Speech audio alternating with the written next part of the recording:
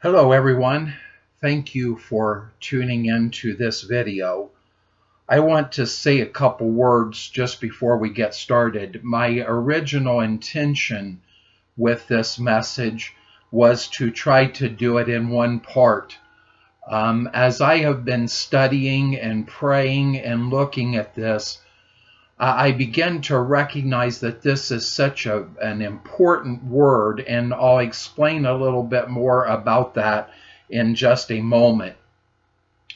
And so I don't want to rush through it. I don't want to try to get done in a short period of time so we don't make the video too long. And so we're probably going to divide this up now into two messages and try to bring that to you in two installments. As we are recording this, it is still in the middle of October. As this will release onto live YouTube, it will be almost the 1st of November before this releases. And if everything goes as planned, I will be in Oskaloosa, Iowa to minister at Omega Church on the 1st of November, that Sunday, and then on the 8th of November, I will be back in Grinnell, Iowa at Westfield Community Church to minister there. And so we are recording these videos ahead so that we can have them set up to go live for you, because I'm not sure what my circumstances will be on the road. As this releases onto YouTube, it will be just a few days before the election, the official election. Many of you that are watching this have probably already voted. I'm not going to try to encourage you to vote in that sense, but what I am going to encourage you to do in that sense is to be in prayer.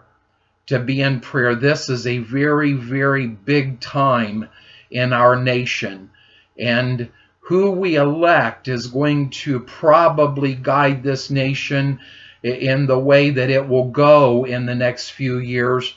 And I'm not sure that everybody really recognizes how important that is. I don't want us to go into the next 4 years booing God off of our platform. And so I really, really encourage you to be praying and to be seeking God in these next few days for our nation. That's part of the reason that I felt like that this message was so important. When I was young in the ministry and didn't really understand in seeking God and putting together messages all the time, I put together my own messages, I certainly did, but there was a number of times that I plagiarized. And they say plagiarism is the greatest compliment. And there's a number of times that I plagiarized, especially my hero in the faith, David Wilkerson, and then many others as well that I learned from and understood from that helped me to put together messages. And now I just almost never do that. What you hear, whether good or bad, is coming from my heart. Now, that doesn't mean that I don't copy quotations and some ideas and that type of a thing, but most of what you hear is coming from my heart. This message is an exception, and I want to make sure that I give this man the proper credit. And again, that was one of the reasons that I wanted to take that little bit of extra time. He uses a pseudonym. His author name publicly is Nik Ripken, and he wrote two very, very powerful books. If you have not read them and you want to get a little bit more of an understanding of the persecuted church, I really, really, really encourage you to read them. The little bit that we're going to take in this message won't cover even close to the things that he says. And the two books are The Insanity of God and The Insanity of Obedience. And I really, really encourage you to get those books. Again, his author name as it is published is Nick Ripken. But he does that, I believe, because he is on the front lines of the persecuted church around the world. And so it becomes very, very hazardous for people to actually know fully who he is. And so he has given these books to us from an insight that very, very few Christians ever have. Lots of people think they're experts and know everything. I'm not. I have been very passionate about the persecuted church for many, many years, and followed and learned and understood the Open Doors Ministries and the Voice of the Martyrs Ministries are two that do a very good job of making people aware of what's actually going on. You won't see it on the news media. CNN and MSNBC and Fox News will never tell you what is going on in these situations. But this man has been there on the front lines. And I thought he laid out an attitude, and I think it challenges me as a part of the American church to look at what pathway we are going down. And so as I took information and I looked at two pathways that he lays out that churches and nations have taken, and then tried to look at where does America fit in this. I think as we are heading into this time of election, that it becomes very, very important for us to look at the way that the things have played out. Because if we forget history, we have a tendency of repeating the mistakes of history. And so Genesis chapter 50, verse 20, and the title of this message is God Wins. And so hang in there, because I've got some good things to say to you. One of them I've already said in a previous video, but I've got some good things to say to you at the end when we come to the end of the message and we get a little bit away from what Nick Ripken wrote and a little bit more to what I wrote. And I hope that will be good news to you. Genesis chapter 50, verse 20 says this, "But as for you, ye thought evil against me, but God meant it unto good, to bring to pass, as it is this day, to save much people alive." Joseph's brothers sold him into slavery, thinking that they were getting rid of him, not understanding that years later, Joseph would be responsible for saving their very lives, and many, many others across the country, the world at that time. We don't see sometimes that God has a plan in things, and we don't understand fully what God is doing. Now, I want to just quickly say to you, my eyesight, as I have told you before, is not doing very good. And I need to do quite a bit of reading here because, again, I'm plagiarizing a very tremendous author. And so I want to make sure that I say the things right. So be patient with me if I struggle in doing this. In general, the more the faith community is defined by paid clergy and buildings and property and denominational connections, the easier it is for the persecutors to control and persecute the faith. Satan's got a lot of practice in this, folks, and he knows what he's doing. And he knows that the more that he can centralize power. I lost my position and my ordination a few years back because I was battling against such an attitude of centralized power within the group that we were in. And it has proved out to be exactly what we saw coming and what we thought was going to happen if this continued. The persecutors, the government authorities, the Antichrist wants us to stay centralized with denominations and have clergy in control and meeting in buildings that they can control us over. We've seen it. We'll say more about this in recent days in this nation of America.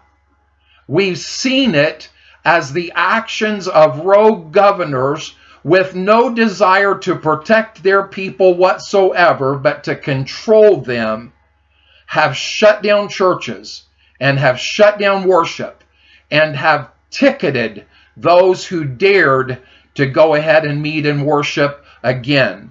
And they're just getting started. So those churches in those countries that have this as their faith attitude in the faith community, they are the easiest to control. We can look at two nations in this. And again, thank you, Nick Ripken, for this information that you're much, much smarter than I am in this issue. If we look at the USSR, Russia, from 1970 to 1986, and China from 1948 to 1983, we see two different patterns that lead to two totally different ends to their work there. Both countries were marked with a strong faith. Is that hard for you to believe? At one time, as those dates back in 1917 and then 1948 for China, as all kinds of transition went on, these countries had a very strong faith, and there was a very intense persecution. Beyond these common characteristics, they really had little in common. So both of them had a strong faith, and both of them had strong persecution, but Russia, USSR, and China that had very little in common in the way that they responded to these things. Let me stop here just for a moment because I just forgot to mention this, and so I want to insert this in as we go on. The reason that we are looking at this message is on Sunday, November the 1st, it is International Persecuted Church Sunday. We are called on by Open Doors and Voice of the Martyrs and several other ministries to be in prayer, especially on this Sunday, and recognize those who are persecuted across the world for their faith. They are slaughtered and tortured and imprisoned and treated just absolutely unbelievably, just simply because they are Christians. Oftentimes it happens by their own families. And those who are naive enough to say it isn't really happening to that level just don't know what they're talking about. Just don't bother listening to them. Proverbs says it's silly to argue with a fool. I've learned that a lot in my ministry. Just don't waste your time with it. I'm telling you, there's more Christians that are being persecuted and slaughtered for their faith than ever in history, and nobody's saying a word about it. Not the Republicans, not the Democrats, not the Independents. None of them are saying anything about this. Okay, let me move back into the word here.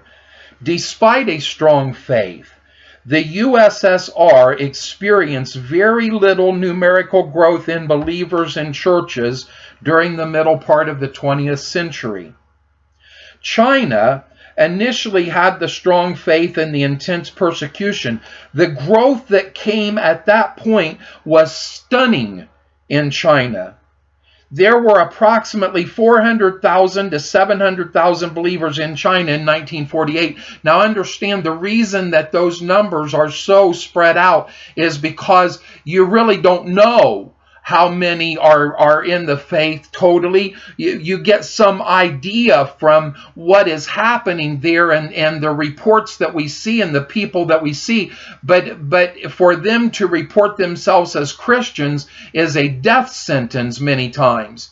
And so that's why that is spread out so far. But there was between 400 to 700,000 believers in China in 1948 when that intense persecution began. By 1983, even with the severe persecution, the number of believers increased to more than 10 million. The USSR saw little to no growth numerically. The Chinese went from somewhere between 400 to 700,000 believers, that as the persecution unleashed, they had more than 10 million believers. Today, the estimate is approaching, now again, this was written a few years back, but the estimate is approaching 100 million believers in China, one of the worst persecuted nations in the world.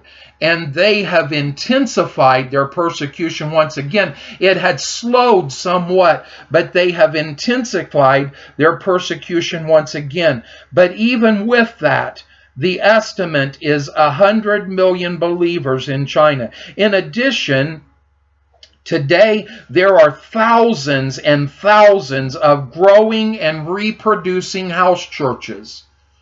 They're not centralized. They meet in homes as best as they can secretly.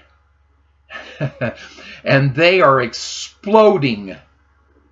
And they are still exploding in believers. What's the difference?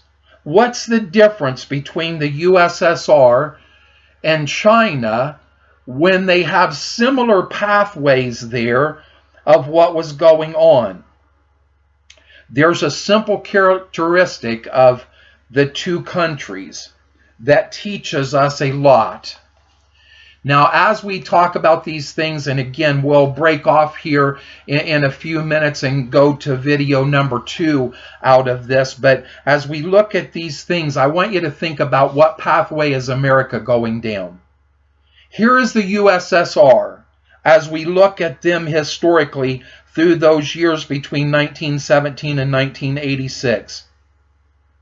At the beginning of the time of intense persecution, church life in the USSR was largely led by ordained, literate clergy.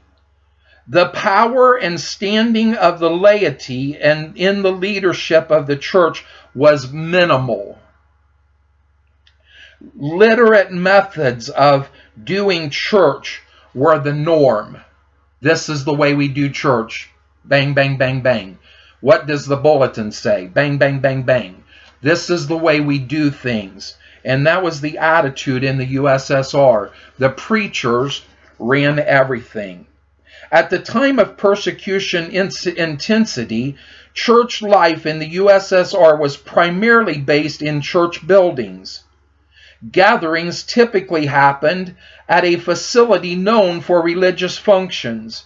When believers were forced into small groups, house churches, they gathered in those settings only as long as it took for them to get back into real churches. So the attitude was meeting privately and in small groups and in house churches just wasn't acceptable. You had to be in your building, because the church was the building that you were in. And that was the attitude in the USSR during this time. The church in the USSR was strongly anchored to a denominational base. There was a mindset that relied on a central headquarters with a well-defined administrative hierarchy. When persecution intensified, the denominations tended to unify. But as soon as persecution lessened, believers generally returned to their own denominational roots. I'm a Baptist, I'm a Methodist, I'm a Lutheran, I'm a Pentecostal, and none of us can have relationship with each other because we disagree on some silly doctrinal statement. Now, when the persecution intensifies, we'll come together for prayer meetings in Washington, D.C. and set that aside. But as soon as we get back what we want, we go back to the attitude we can't possibly get along with each other. That's exactly what was going on in the USSR during this time. And when you are centralized and have centralized headquarters and you meet in church buildings, you are easier to control. They know where you are. They know what you're doing. The devil isn't stupid. He knows how to wage the warfare. And he's setting up his earthly kingdom that will last for 7 years. And then he's headed to the lake of fire. But he's going to fight with everything inside of him till that time comes. And he has a game plan, and he's laying that out. Number 4, the church in the USSR was largely focused on the church building itself and maintaining the life rather than maintaining the life of the local community. Number 5, the theological stance of the church in the USSR was often anchored in Romans 13 and stressed complete obedience to the state. It was common experience for the state to demand the church obey it per Romans 13.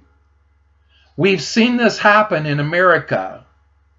When this message was written and when Nick Ripken wrote the books, we couldn't have seen what was coming, although we knew some of what was coming, but we couldn't have seen what was coming when a California governor absolutely ordered every church to close and quit meeting using this virus. And across the world, they are using this virus. Just recently in our prayer time, we had prayer time for India because they're using this virus to persecute the Christians.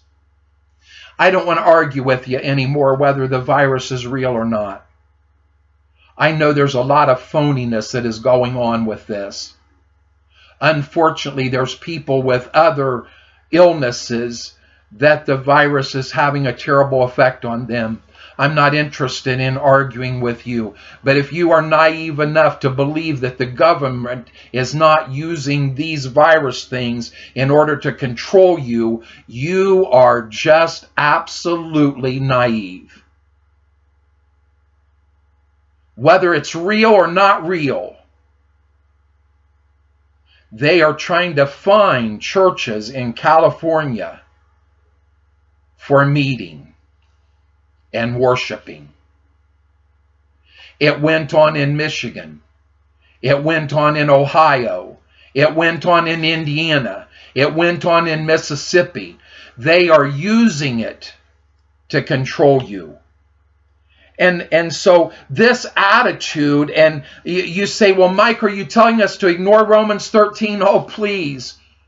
I don't have the authority to do that. But what I will say to you is that oftentimes we are being fed lies and misinterpretations by so-called preachers who have an agenda to put us under the rulership of the one world government. And it's being misinterpreted.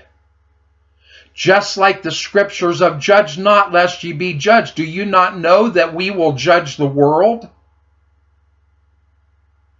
Just like the scriptures that is telling people, well, if 2 or 3 of you are gathered together and you pray, God's going to do whatever you pray for. The misinterpretation of the scriptures has set up the church to be controlled by the government. And as all this stuff began and the government began to take control over everything around us, I heard Christian after Christian and preacher after preacher quoting Romans 13 and saying we've got to submit to the state. And that's exactly what they did in the USSR that caused the church to die. The church was looked at as being literate in the USSR, and there was frequent contact with churches in the West, us. When persecution came, it was diabolically piecemeal. Initially, it seemed easy for the church to cooperate with the authorities. Concessions were made piece by piece. At first, authorities simply wanted to know what was happening in the churches. Eventually, more and more control was demanded, And because of the reliance of buildings and property, which the government can control in America too, it was simple for the government to extract control and spy upon the church. The fear of losing their property was strong motivation to cooperate with the government. See, that's where we have been, as not too long ago they were trying to say that Christians and ministers couldn't speak out about elections because they had us under control with the 501c3. We'll take away your tax exemption if you speak out. Just piece by piece. Yeah, it isn't much. In Houston, Texas, the mayor, we just want you to turn in your messages so we know what you are preaching about. Just little bit by little bit. Oh, it isn't so much. It's just a little bit of your freedom that we're intruding on, and you just let us do that and everything will be fine. And they just keep taking piece by piece till they have it all. Do you not see? Unfortunately, the answer is often no. You don't. Even more because of the elevation of clergy, imprisonment of church leaders was devastating to the churches in the USSR. When church leaders were imprisoned, the church found itself with an alarming leadership vacuum. Nobody knew what to do, because everything was laid upon the clergy. This is what we're paying you for. Do your job and take care of things. And so that is where the USSR was in their system. And they did not grow. They did not grow at all during that time. The situation in China was completely different. And the result was completely different. As in the USSR, there was a strong faith and there was severe and intense persecution. Almost overnight, the Christian faith was declared illegal. So this wasn't piecemeal in China. It was an all-out attack. Foreign workers were expelled and martyred. Pastors were martyred and imprisoned and still are. And church buildings were burned and turned into brothels and beer halls. By the end of 1948, the church was fully aware that the state would not rest until every believer in China had been killed or forced to recant their faith. And they're saying that right now in 2020. Christianity is not welcome here. We want nothing to do with it. And yet Christianity continues to explode. Why is that? Thanks to Nick Ripken, we looked at what happened in the church in the USSR and why it went downward. Next time, we're going to look at what China did and how it was totally different from the USSR. Be praying as our nation votes. It is important, because we are on a pathway of persecution to the church and the Christians in the United States of America, and some of it is coming from within. In fact, much of it is coming from within.